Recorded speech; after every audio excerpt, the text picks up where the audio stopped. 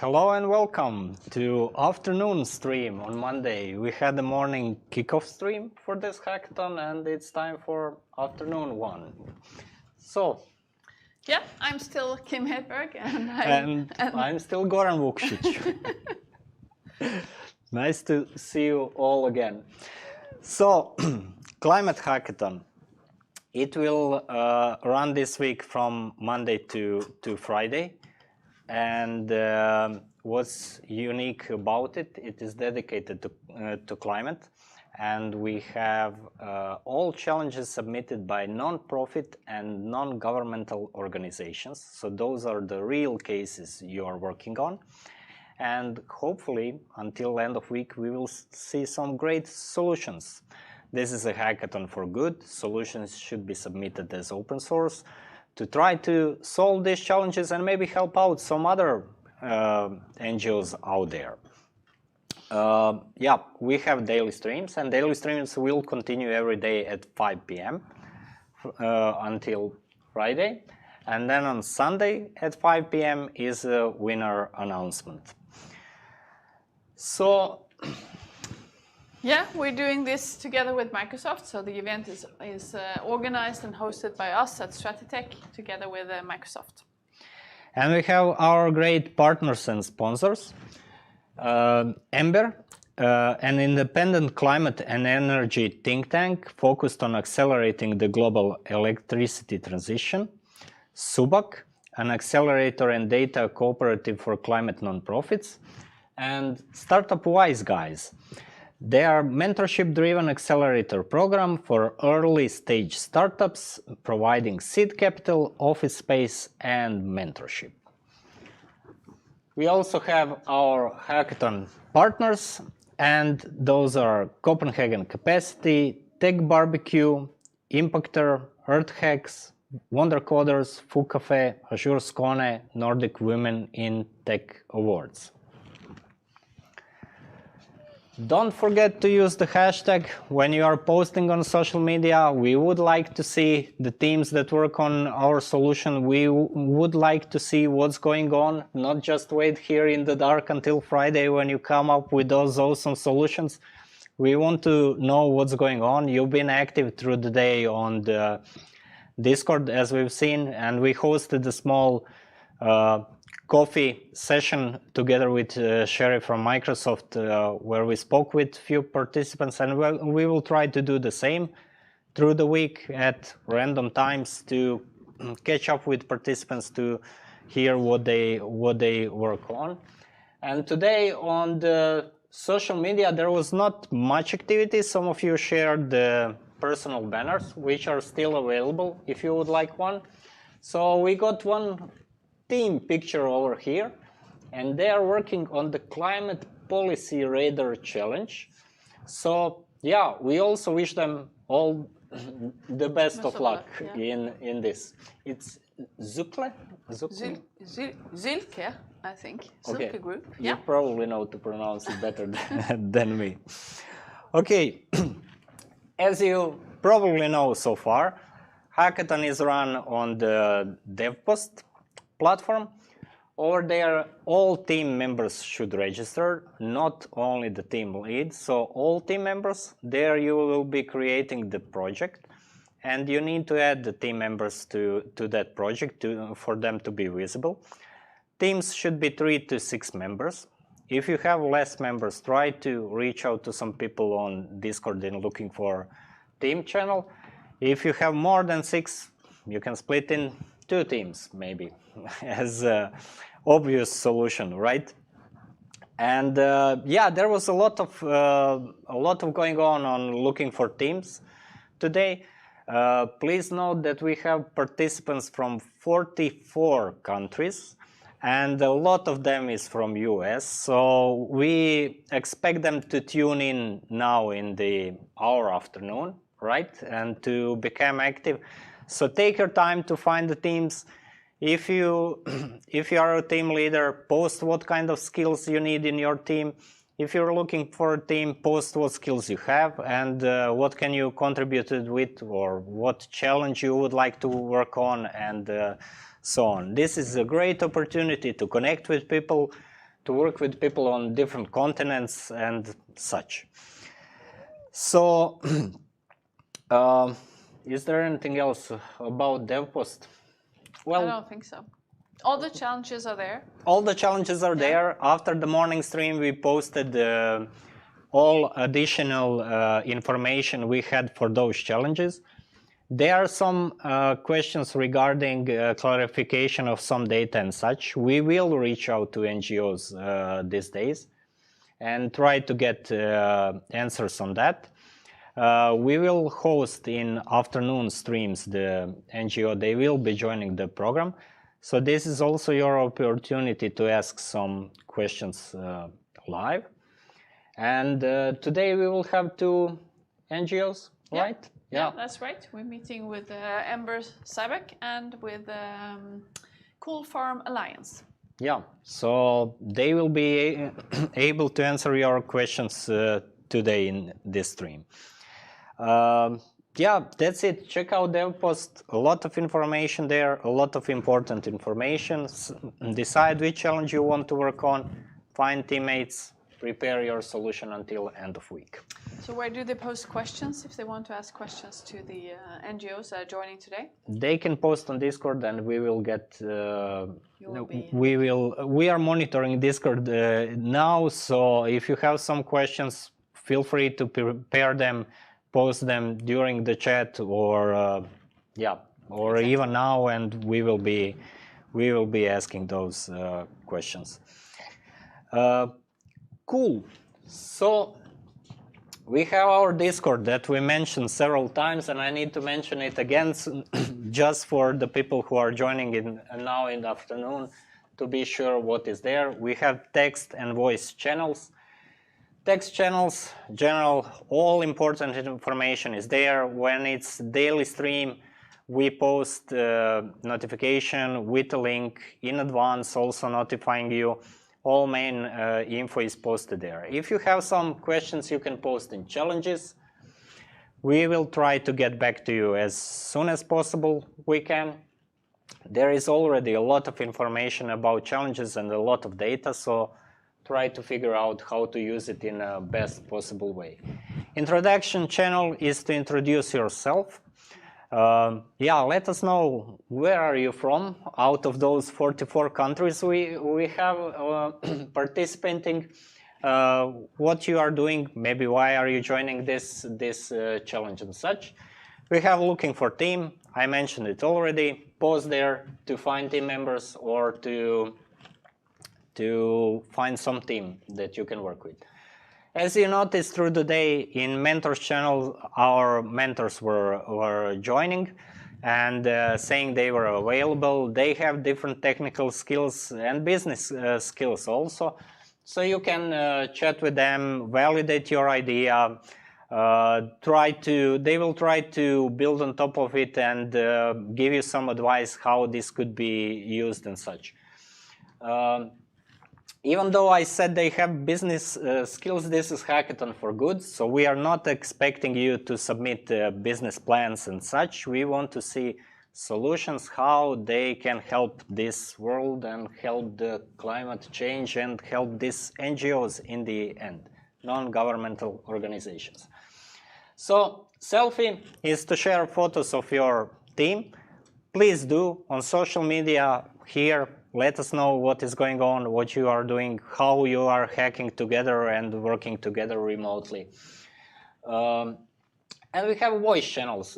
General chat with other Hackathon participants. This is where we popped in at, I think it was 2 p.m. today to have a quick chat with some participants, and it was great to meet you there. And we also have different meeting rooms that are marked with this animal emojis and the number, so you can easily connect with people in dog room number 1. And we have some other also, mouse number 12 or such. But it's easier to say, like, instead of just saying the number, also having animals. Yeah. Okay, so we spoke about Ember and Subak earlier today when we introduced the challenge, and we played a short video where the challenge was introduced. I don't know, is our guest already online? Should be. We are a few minutes early maybe with the chat, but we can check. But we have Sherry. Hello, Sherry. Surprise! Hello. How are you doing? I'm doing fine. I'm so excited to see all the engagement happening in the chat. And that's so great to see. Everybody is busy. Yeah, it's awesome. So how you been spending day? I've seen also you were replying to messages and helping out with Azure passes. Are those still available for participants? Yes, they are. I have actually, since most of people are going to watch this one, I want to give few tips on that one, because there were some question about those passes. One is that these passes, the best is to create a total new subscription with a new email address. And then try to activate it like that, because otherwise it might get confused if you confusing if you already have pay as you go service. You're not sure that if it's going to use your actual credit or not. And the answer is that if you create a new totally what do you call it, that if you create some services and use this subscription, of course, it is not going to cost you if this credit is over. It's going to be $120 US. I'm pretty sure it's going to be enough for the entire hackathon. There won't be any worries about that. But the safest part is that if you're not sure, you better just create a dummy account for this hackathon and then use this Azure passes for that. Also, since we are not sure that because this passes are limited, the limited number of them we have it. So we decided to give actually for one of these passes per each team. So when you totally form your team, one of you can be in charge of these services and you can fill out the form. I'm going to pass this one to them. And I can see Chris is here. Hi, Chris. Hello, Chris. Hi, Chris. Welcome. Hi there, how are you doing? Can you hear me all right? Yes, we Yes. can hear you. So how have you been spending your afternoon? On the chat as well with the developers? No. No, in my own little world of data, yes, but on different challenges. Yeah. Great. So welcome to the studio. We played this morning your intro video about the challenge. I guess there are some people already working on it. Yeah. Yeah. Seems that way. We pulled quick statistics. We have over 300 registered members from 44 different countries, which is really interesting. And yeah, so my colleague Kim, she prepared some questions for you, like to clarify more. And I will also monitor the live chat to see what's going on there. Just for your info that we haven't told you before joining, you have backstage view. So the full studio view is a bit different than seeing it from your angle at the moment. But that's the, yeah. So Kim. Yeah, I was looking into your webpage to find out more, and your challenge is about tracking super emitters of methane gas, right? So that's a challenge that they are hacking. So I was a bit curious about, because I could understand that you can, if you report leakages and so on, that's fine. But how could you otherwise detect if there has been a methane gas leakage somewhere? Is it visible, or how would you find out? It is visible in infrared imagery, Yeah. yes, that's captured by satellites. So you're right, it's very hard to detect at the ground level unless you have pretty direct access to the locations where it's happening. But as I mentioned in the intro, it's happening from fossil fuel infrastructure primarily. So that's coal mines, oil pipelines, gas pipelines, etc. So obviously, that data is very closely guarded by the industry. But what we've seen in recent years, which is very exciting, is a kind of an expansion of satellite imagery and satellite data that's tracking, that's imaging the whole world in these kind of wavelengths that you can see methane in, and it's becoming more and more accessible to the everyday person. So we're seeing quite an exciting opening up of this information. Yeah, and this will of course be very valuable for the hackers to be able to use that data, I'm assuming. Because I would guess that companies are not that keen on always reporting. Is that the case? Or are they actually really working with authorities to sort of try to lower the emissions? Well, it's a good question. Regulation is coming, but it's slow. Currently, the best efforts to track methane are funded by the industry themselves, which on the one hand is good because it shows some movement, but on the other hand, there's obviously no incentive to release that information. So we still have a very poor understanding of who the worst offenders are and exactly where this is happening and why. So the information is not in the public realm, and it won't be for a few years. So there are some NGOs and non-profits who are actually launching their own satellites, very very excitingly, but that's a few years away. So for now, we just have the public data that's been captured by the likes of the European Space Agency and other existing satellites, and it is possible. So there have been research projects previously that have used this open data to identify leaks and sources. But as I said, that's mostly been either with the intention of commercializing that and selling it to the fossil fuel industry, or indeed paid for by the industry themselves. So this hasn't been done with a view to making the information open. Yeah. So could you tell us a bit more about the leakages? I mean, what can you actually do to reduce it or make sure that you don't have it? Because if I understand it correctly, sometimes you're actually letting out the methane gas because you want to, basically, right? Yeah, it's quite bizarre. So there is, it's literally a valuable asset that's being vented for free into the atmosphere. So it's nonsensical on a few different levels. Obviously, it has a bad climate impact, but also it doesn't make economic sense for the companies who are doing it. I think that's one of the reasons why we're seeing increased interest from the industry themselves. But there's obviously something needs to be done much more urgently than that to actually, from a climate point of view, to stop these leaks, to stop the warming effect. So what can be done? I think the first step from in the strategy here is to identify the sources, and it would be amazing if we could then move on to attributing the sources. So not only detecting a leak or an event or kind of a super emitter event, like I said in the description, but if we can then move on to, I mean, that would be great in itself, obviously, but then if we could then even move on to attributing it to certain infrastructure, then we get into a place where we can go into accountability and start identifying who the worst offenders are. Yeah. Is this a lot about infrastructure as well? I could assume that maybe if you have an older type of mining technology and so on, that you might be in a situation where this happens more often than if you have a more modern technology?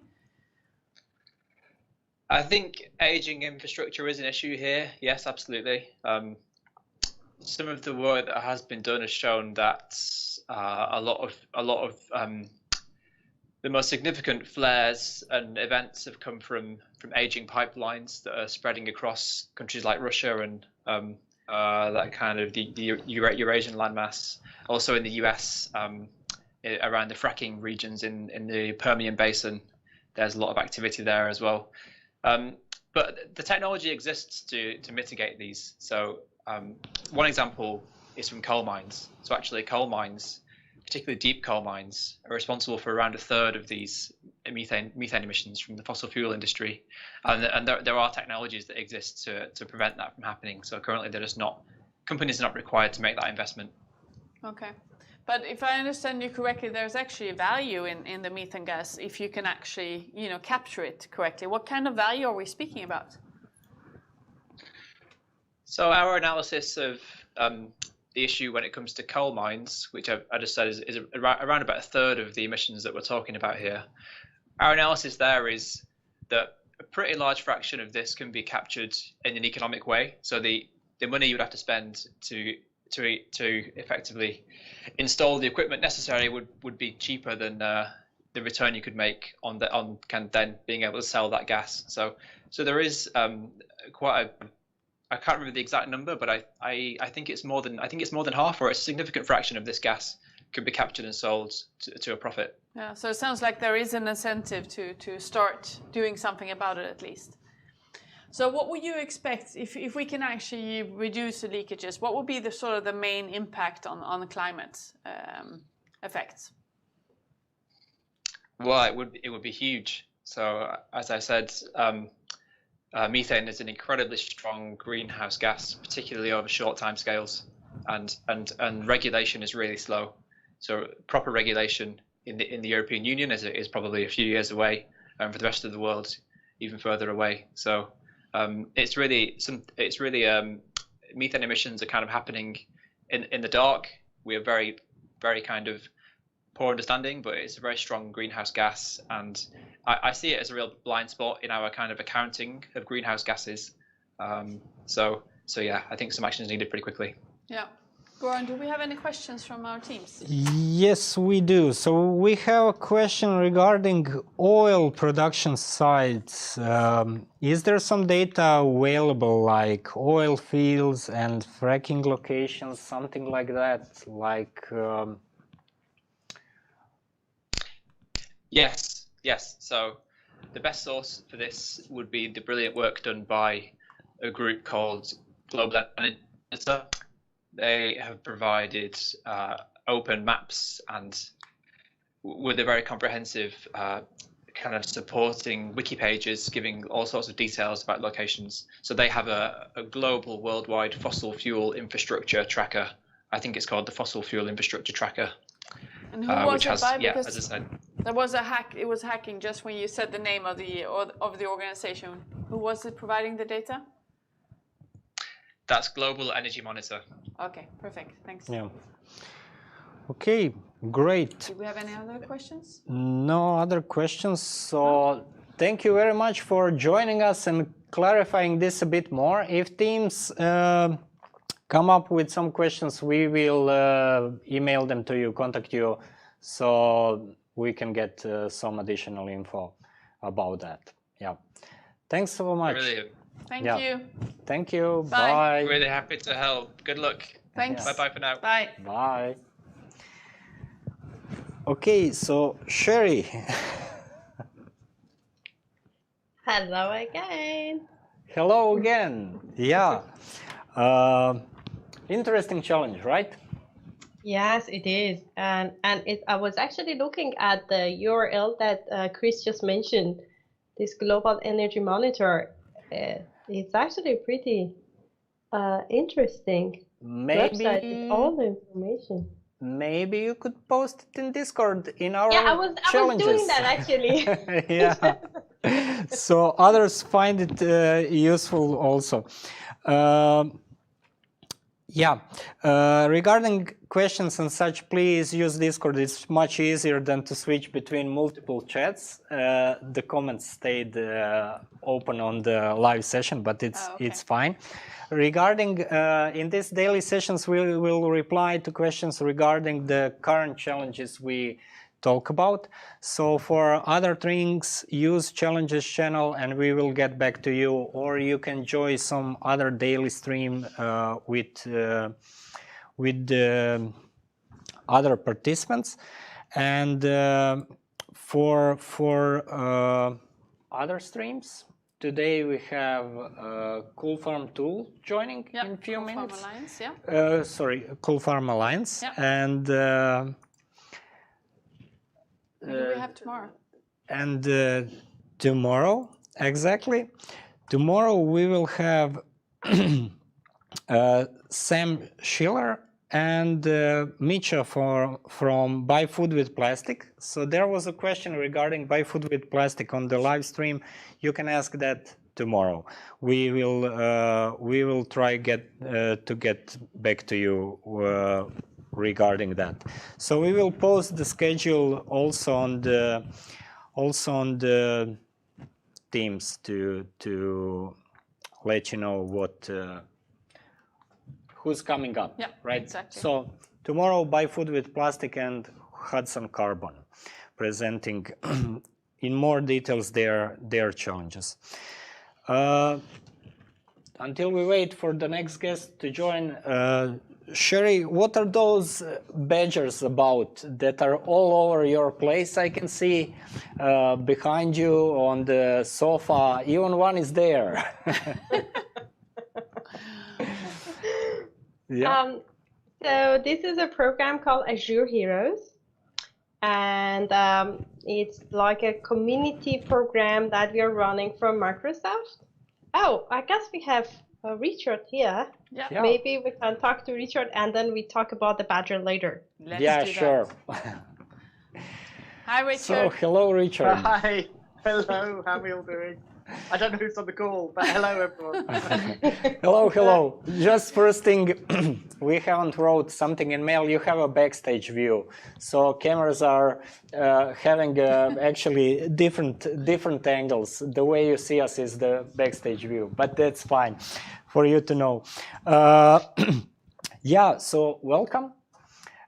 We prepared some questions, and probably teams will have some questions also regarding your challenge. So we wanted to have this quick chat just to hear a bit more. This morning in welcome stream we played your video and to explain the challenge. And we don't have overview who is working on which challenge at the moment, but what we do know is there is over 360 participants from 44 different countries, so it's pretty interesting. There was a lot of activities today. Yeah.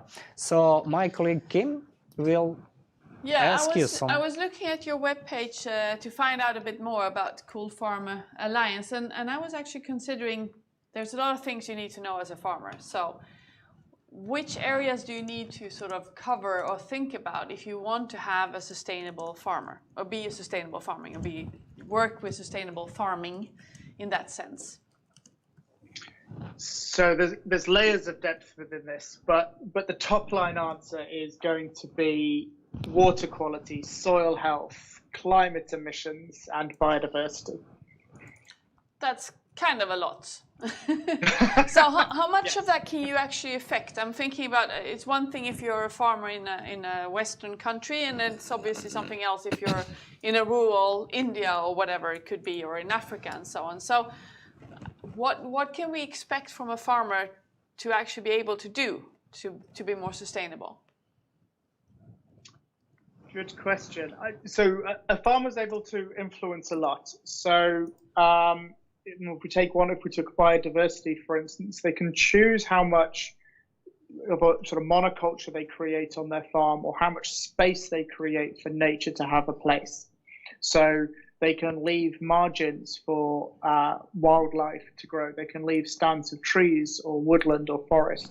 They can create water habitats, sort of small scale micro habitats as well as larger scale habitats. And they're looking to create multiple different habitats to afford as much variety in the different species that can thrive on the land and on the farm.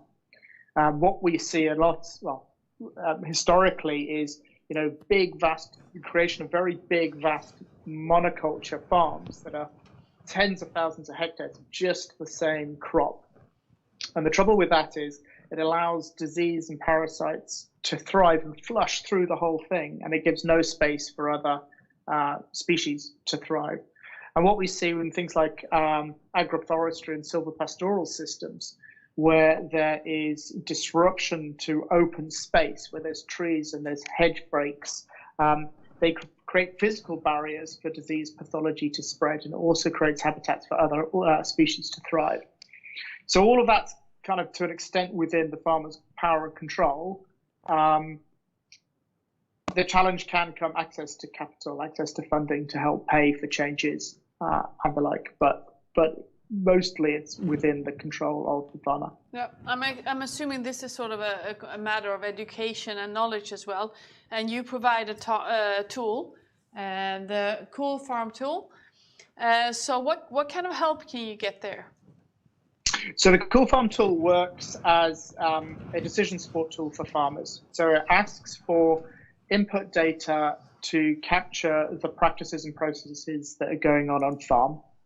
And from that, it will model and calculate what your greenhouse gas emissions are. It'll also look at, depending on the metrics you complete, also look at water impact, food loss and waste, and biodiversity. And from that, you can then run scenarios to say, well, what if I change sort of my inputs? What if I change my fertilizer applications or my pest control applications? What if I change my tillage practices, or if I plant in some new trees? It can start modeling the effects of those decisions.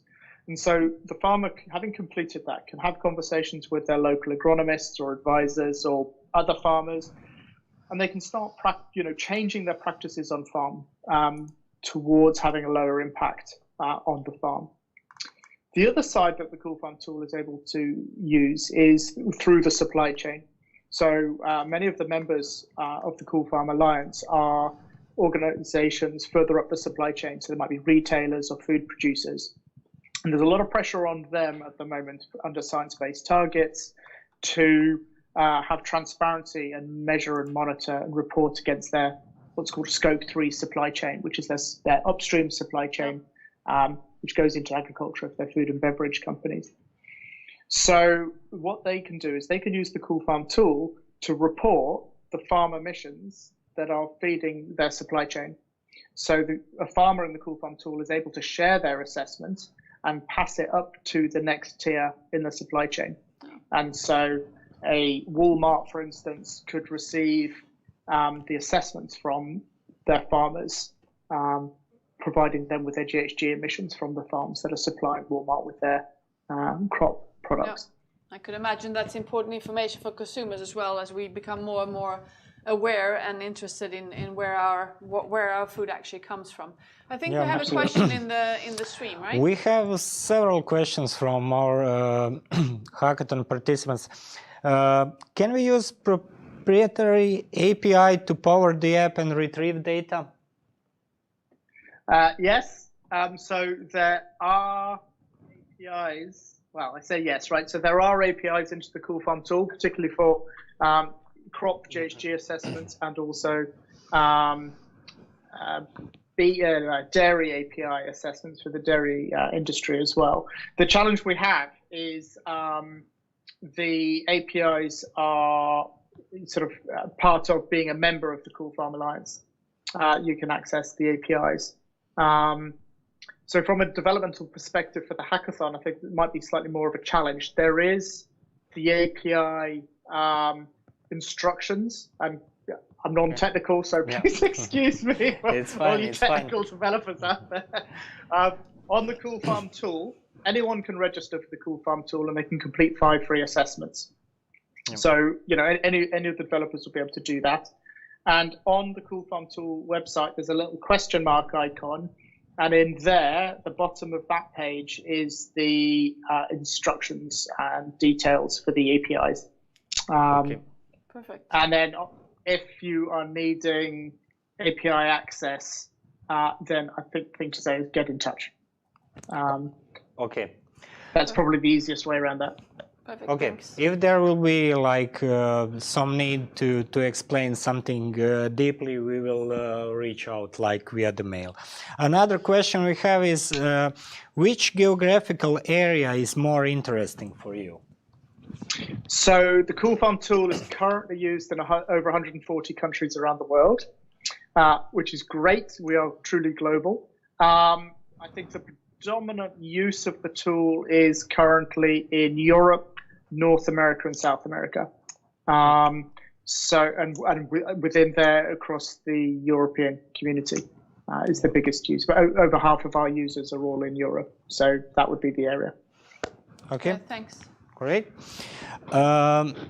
Are you interested in the application returning CO2 estimations made directly from satellite images?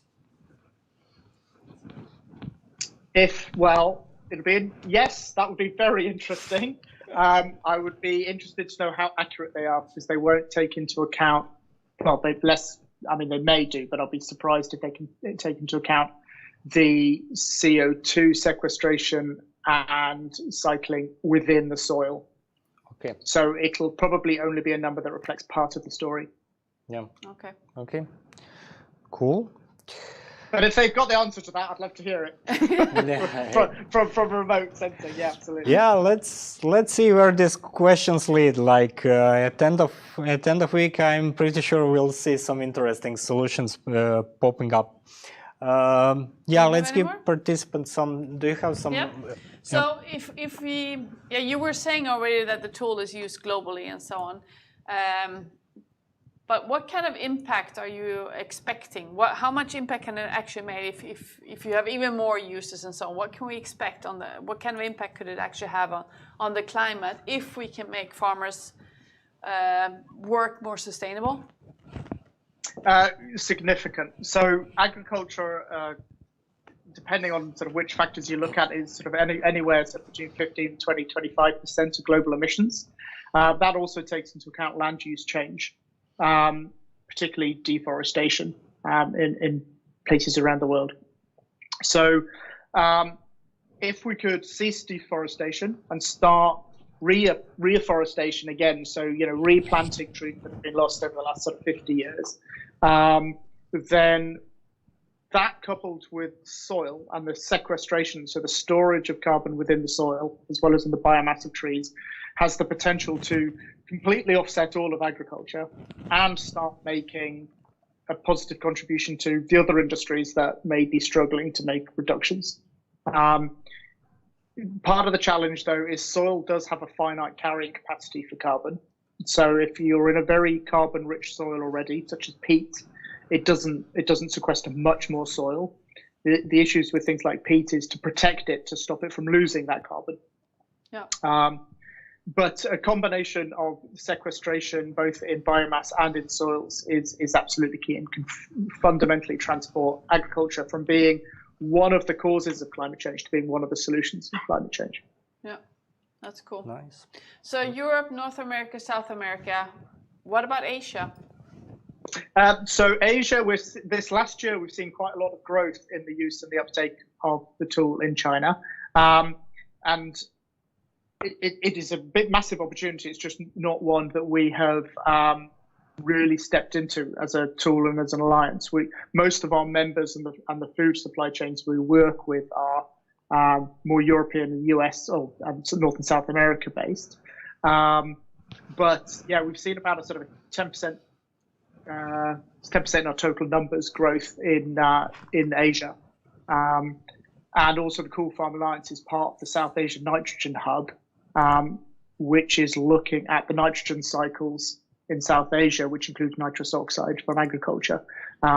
So there's a growing interest within the Asian communities to address this, and the Cool Farm tool can be used there. So if any of these teams are working in Asia, then great. Yeah, lovely. Yeah. So what is because I hear that this is a great tool. What is prohibiting farmers from using it? What is needed for you to make it spread even more? I think so. The Cool Farm tool is in 13 languages at the moment, but that was sponsored by sort of a European-funded project, and so they're mostly European languages. So I think local language translations is one barrier. Another one is, it's a web app tool. So having internet connectivity, from a PC is one of the limitations. So I think some of the other opportunities that there may be, if people want to go off piece from the original brief, is a mobile app would be awesome, and something we're thinking about in the longer term of our development pipeline. But I'm also aware in some parts of the world, even mobile data is can be a restriction. So it's how can a mobile app be, not on a smartphone, and minimize the amount of data transfer that's actually needed from people's mobile plans. Yeah.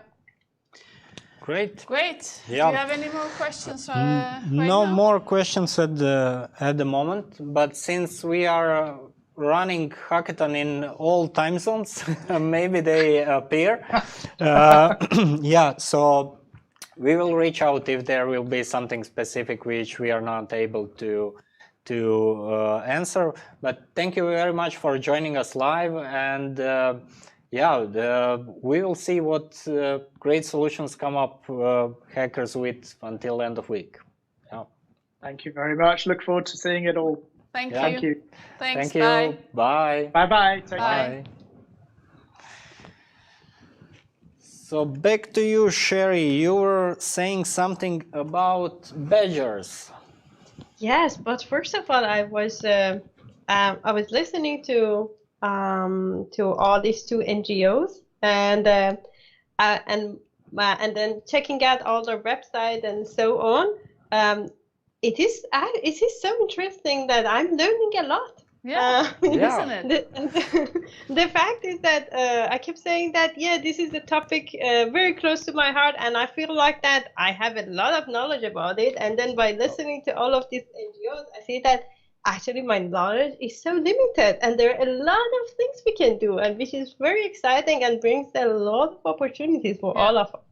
Yeah, definitely. We can save the world one line of code at a time, right? So that's what we are trying to do. But something for sure technology can do about all this. But I agree with you, Sherry. I think it's one of the most fun stuff with hackathons is that you actually get to deep dive into an area which you might not at all be able to have any knowledge of before.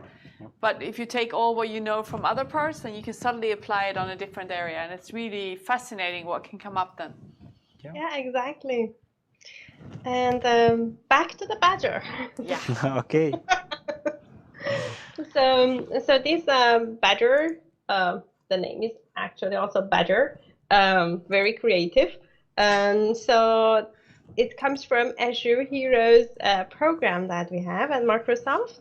And which always I say that it's like a token of appreciation from Microsoft to the developer communities for using our technology, learning our technology, and then somehow going one step farther for actually helping others to grow and make sure that we have a inclusive communities and also.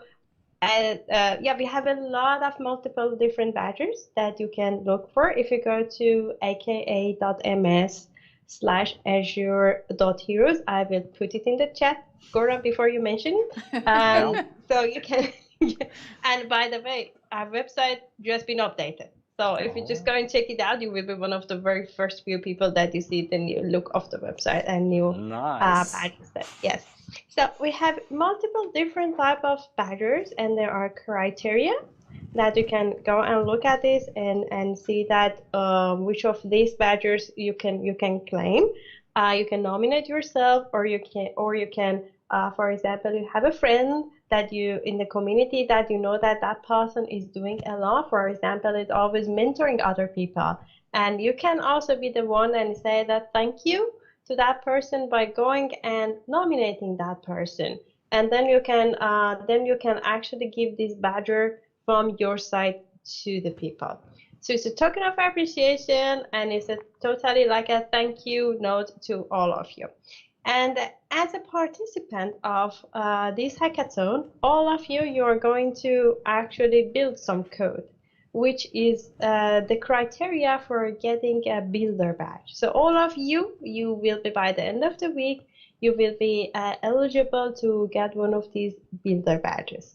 And then the one that going to be the winner of the hackathon are going to be eligible to get the maker badge.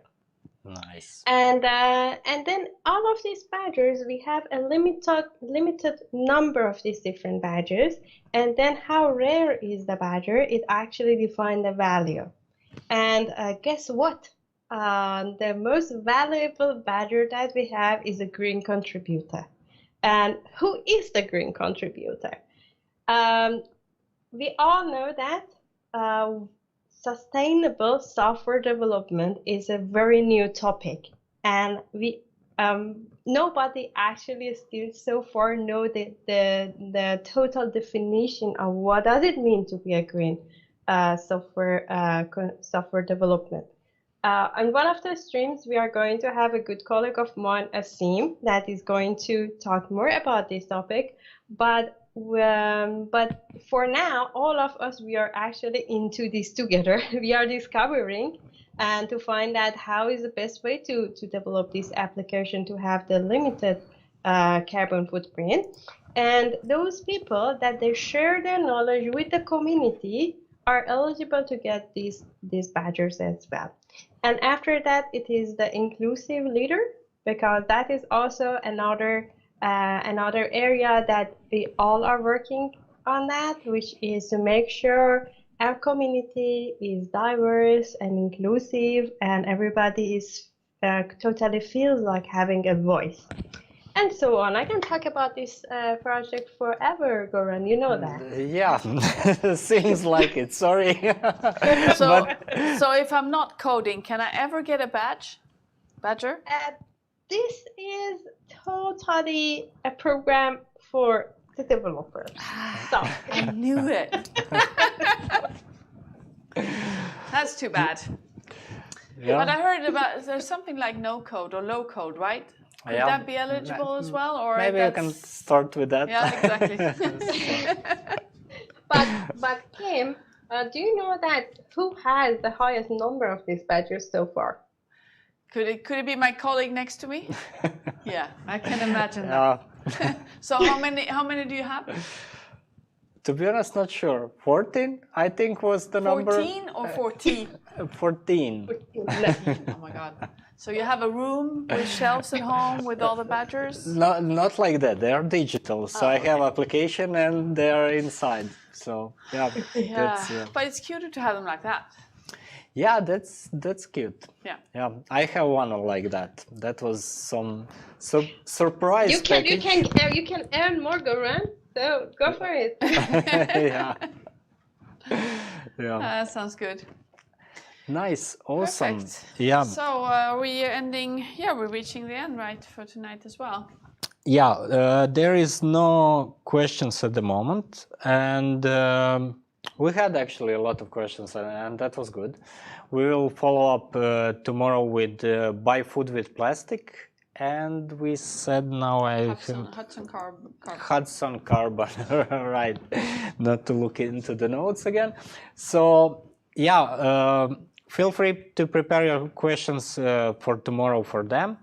And we will give our best to ask them, or if you have some more questions about other challenges, we will try to reach out to those NGOs and answer those questions as soon as possible. But don't take this as a blocker. Try to build solution. Time is slowly passing by. You still have time to form a team, prepare everything until Friday, but start working on that solution. Figure out, okay, how this solution can benefit not just that NGO, but the whole world, and try to explain your idea. Until Friday, you should be able to make a nice 3-minute video explaining, okay, how the world benefits from this. Yeah. So you're a veteran. So I'm thinking, what would you do? How would you structure because 5 days is quite a lot still. Yeah. How do you make sure that you use the time the best? I think depends on team and skills that the team has. It's best always to have diversity of skills, and then you figure out, okay, who can do what, who will focus on video, who will focus on presentation, who will do some front-end coding, back-end coding. Maybe some designer will be in team to make everything look nice. And who posts on social medias, right? Because yeah, that's important don't as forget well. to post on social media, because otherwise we don't know what's going on, right? Yeah, and we want you to use Hack the Climate hashtag. Yeah, yeah, exactly. And yeah, that's the one. So thank you, Sherry. She left quickly, and yeah. Oh, she's there. I'm here. You're there. Yeah. Okay. Now, can I also give a final tips to people? Sure. Absolutely. Go ahead. So one thing is that please don't feel shy or be a stranger. Whenever you have a question, reach out, type your question. You want to reach out directly to us, do that. And don't forget that we have mentors and they are also there to help you. So ask, don't be shy at all. We are all here to support you and help you. Yeah, that's a very good tip. Yeah. So I don't think we'll come up with anything more greater to say than that. So let's be the last quote of the day. Yeah. Perfect. Thanks, Sherry. thank you, Sherry. And see you tomorrow. Yeah, and see you See on you, bye-bye. Discord. Yeah. Yeah. Bye. Bye. Okay, yeah, that's it for today. We repeated some information, gave some tips. Register on hacktheclimate.devpost.com, register on Discord, post with hashtag, reach out with questions, and we see each other tomorrow at 5 p.m. Are you gonna dream about Hack the Climate tonight? Yeah, probably. Like Like yeah. you've been doing for weeks now, right? Yeah, took some time to prepare it Yeah. and some effort, but yeah, we are here. So let's hack for good. Yeah. Yeah. Thanks. So see you tomorrow. Thank Bye. you. Bye.